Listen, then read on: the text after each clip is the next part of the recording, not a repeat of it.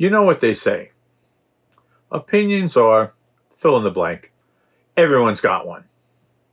So let's talk about guns and, of course, the Second Amendment. A well-regulated militia being necessary for the security of a free state, the right of the people to keep and bear arms shall not be infringed. That's what the Second Amendment says. For much of its early history, the Second Amendment went largely unscrutinized by the Supreme Court. The few 19th century cases implicating the Second Amendment established for a time that the amendment was a bar to federal, but not state, government action. And the court's only significant Second Amendment decision in the 20th century seemed to suggest that the rights protected under the amendment was tied only to state militia use of certain types of firearms. In this relative vacuum, the lower federal courts and legal scholars disputed the meaning of the Second Amendment and how it applied, if at all, to an expanding universe of federal, state, and local laws governing the private possession and sale of firearms. The biggest problem with the Second Amendment is the Supreme Court. The court refused to anger gun owners by interpreting the amendment. Historical surveys of the Second Amendment often trace its roots, at least in part, through the English Bill of Rights of 1689, which declared that subjects, which are Protestants, may have arms for their defense, suitable to their condition and as allowed by law. That provision grew out of friction over the English crown's efforts to use loyal militias to control and disarm dissidents and to enhance the crown's standing army, among other things. The first shots of the American Revolution were fired by militia, and until the Continental Congress raised an army, they were our only combatants. Today, the National Guard can trace its history to the early militia.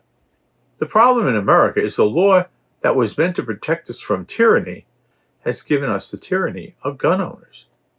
To suggest that we limit people's ownership of guns in any way would cause an uproar.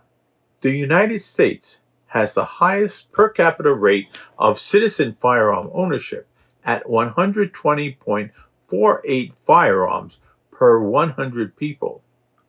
American civilians own 46%, approximately 393.3 million, of the world's 857 civilian-use firearms. The biggest problem with gun owners' intractability is that they feel that any limit on guns would lead to the dreaded slippery slope. The same slippery slope that has led to bestiality by allowing homosexuals to marry. So the government sits on its hands instead of protecting children in schools, people on the streets, and even people in their homes. I can't imagine that the authors of the Second Amendment envisioned the guns that we have today, nor their destructive power. Had they known, they might have put more restrictions on the law. Founding fathers were reasonable men. Too bad they are in short supply today. With the school shooting, the gun lobby suggests we arm teachers. Why not also give them vests with bullseyes on front and back? Wouldn't they be the first target? Also, the way children act today, it may not be a good idea to arm the staff.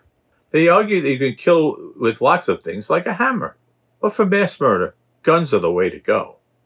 What gun owners don't seem to realize is that we don't want your guns. The majority of gun owners are good and responsible people. The people we want are the crazy people with guns. I don't think anybody wants a crazy person armed. Would it be so bad to do a background check on gun purchases and to register the gun? What? You're afraid they'll get your information? With computers, satellites, they probably know what you had for breakfast. Maybe you should wait until after the election. If Trump wins, he will take your guns from you. Hold that hand, hold that hand, hold that hand, hold that hand. According to reports, the shooters from both attempts supported him, and they still want to kill him. The only way he will be safe is if he takes the guns. It's come to my attention that there are a lot of people who are watching this and not subscribing. It doesn't cost you anything to subscribe. So please, subscribe.